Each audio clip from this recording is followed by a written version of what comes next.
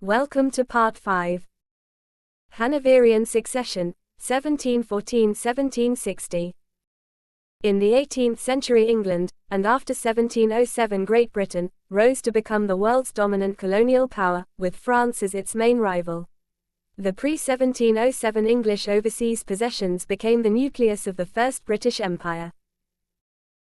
In 1714 the ruling class was so bitterly divided that many feared a civil war might break out on Queen Anne's death, wrote historian W.A. Speck. A few hundred of the richest ruling class and landed gentry families controlled Parliament, but were deeply split, with Tories committed to the legitimacy of the Stuart, Old Pretender, then in exile.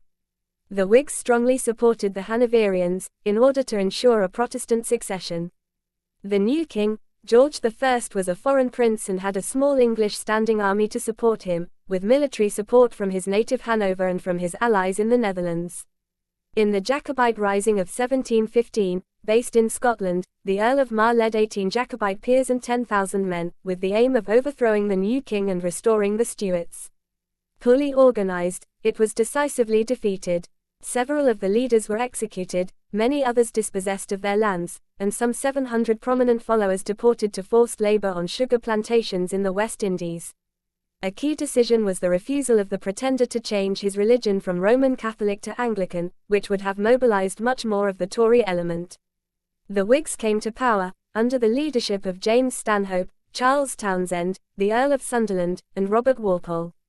Many Tories were driven out of national and local government, and new laws were passed to impose greater national control.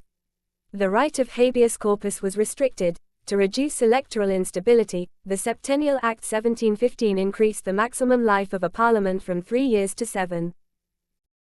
George I, 1714–1727. During his reign, George I spent only about half as much of his time overseas as had William III, who also reigned for 13 years. 33. Jeremy Black has argued that George wanted to spend even more time in Hanover. His visits, in 1716, 1719, 1720, 1723 and 1725, were lengthy, and, in total, he spent a considerable part of his reign abroad. These visits were also occasions both for significant negotiations and for the exchange of information and opinion. The visits to Hanover also provided critics with the opportunity to argue that British interests were being neglected. George could not speak English, and all relevant documents from his British ministers were translated into French for him. Few British ministers or diplomats knew German, or could handle it in precise discussion. George I supported the expulsion of the Tories from power. They remained in the political wilderness until his great-grandson George III came to power in 1760 and began to replace Whigs with Tories.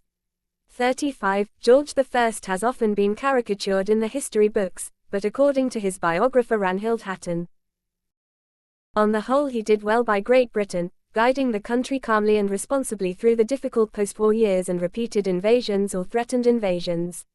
He liked efficiency and expertise, and had long experience of running an orderly state.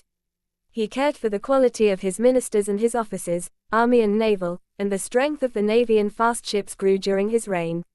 He showed political vision and ability in the way in which he used British power in Europe. Part 6 will be continued.